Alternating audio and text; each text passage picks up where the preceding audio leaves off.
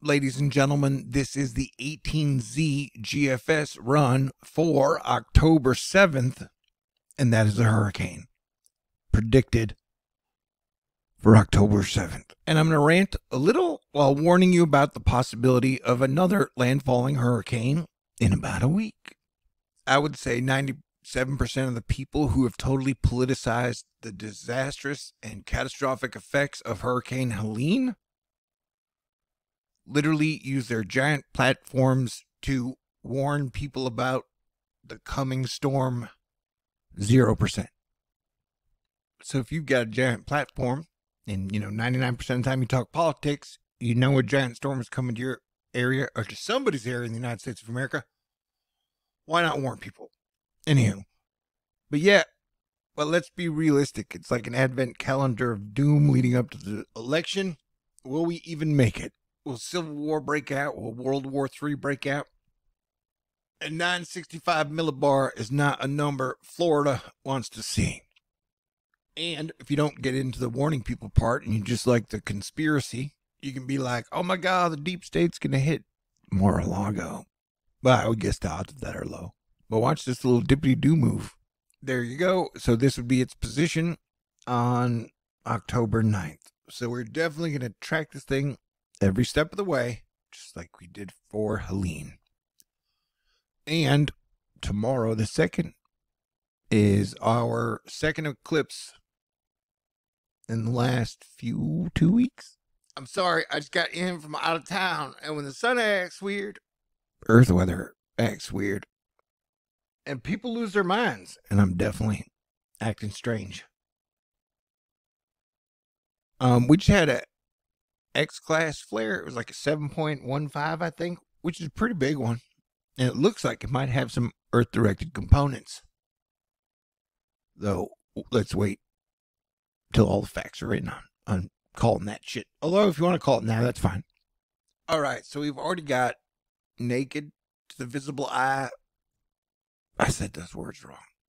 Comet C2023 A3 Atlas to something I can't pronounce. So that's already impressive, and that shall get brightest about October 6th-ish. And do we have another October comet? Tony Dun Dun Dun recently discovered A11BP7I, maybe a sun-raising comet poised to put on a show in late October. I'd have some funny terms for that, but I literally just got home. And I came home to you, baby. Because that upcoming hurricane may not be a joke. And remember, Hurricane Helene came about 5 days after the first eclipse. And then now we got an eclipse tomorrow. So I've had a rule at Thor News for like 10 years that anytime you get an eclipse, 5 days after, you look for a major storm or hurricane. So it happened 2 weeks ago, and we had it 5 days after the eclipse, and it looks like it's going to happen now in about the same window.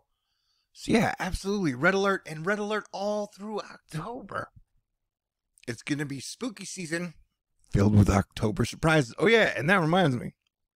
So, you have the Israel, Iran, Lebanon situation happening red hot right now. And then they announced today that tons and tons and tons of shippers were going on strike. Over 45,000 U.S. port workers have officially gone on strike from Maine to Texas for the first time since 1977. Currently, nearly 50,000 members of the International Longshoremen's Association, ILA, are on strike for the first time since 1977. So, how much will this disrupt supply chains? Stay tuned. All right, Ring of Fire eclipse tomorrow. You will be able to see it if you're on Easter Island in Argentina or Chile. All right. God bless everyone. Stay cool. I will talk to y'all soon when I get recalibrated. But please stay cool, man. Thank you. God bless everyone.